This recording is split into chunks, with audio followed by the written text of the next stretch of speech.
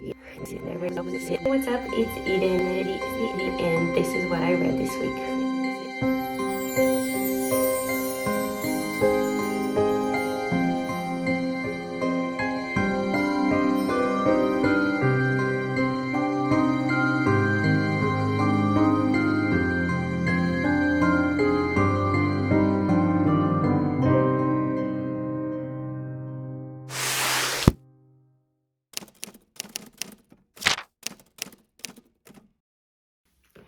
Hi everyone, so I bought a few books from the Facebook Marketplace, and before I discuss one of the books that I bought, I just want to tell you, in case you don't know, that this is such a great platform to buy books, because not only it is way cheaper and more sustainable, but also sometimes people sell rare editions and out of print books, so it's really worth a look.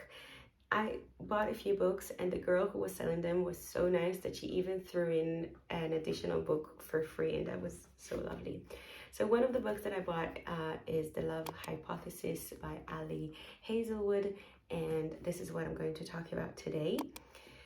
Even though this is not typically the genre that I'm into, I was still intrigued by this book because it's set at Stanford University and revolves around a girl who is in the middle of her PhD, and she falls in love with a professor in her department.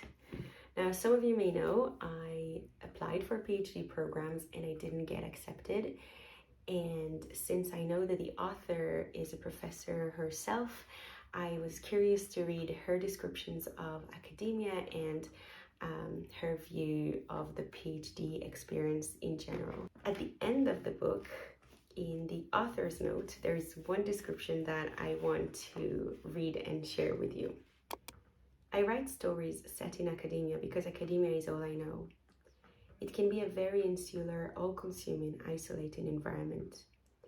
In the past decade, I've had excellent women mentors who constantly supported me, but I could name dozens of instances in which I felt as though I was a massive failure blundering her way through science. But that, as everyone who's been there knows, is grad school, a stressful, high-pressure, competitive endeavor. Academia has its own special way of tearing apart work-life balance, wearing people down, and making them forget that they are worth more than the number of papers they publish or the grant money they're able to rake in. Now, this description, along with other descriptions like it throughout the book, made me feel a little bit better that I didn't get in to the PhD programs I applied for. Now, don't get me wrong, I might apply again in the future, who knows?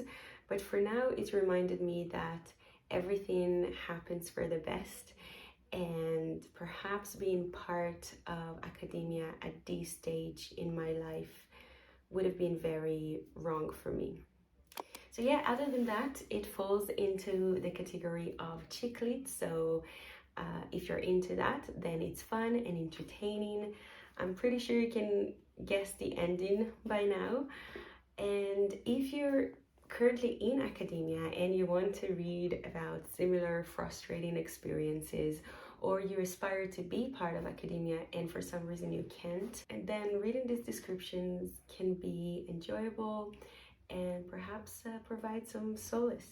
So yeah, let me know if you read it, what your thoughts are on it, or if you plan to read it, and if you have maybe other book recommendations for me. I'd love to read your comments about it as well. Next week I'm going to talk about Babel. I'm about to finish it. I'll probably finish it over the weekend, and I'll make a video on it next week. Until then, thank you so much for watching, and thank you for all of your support, and I hope I'll see you here again next week.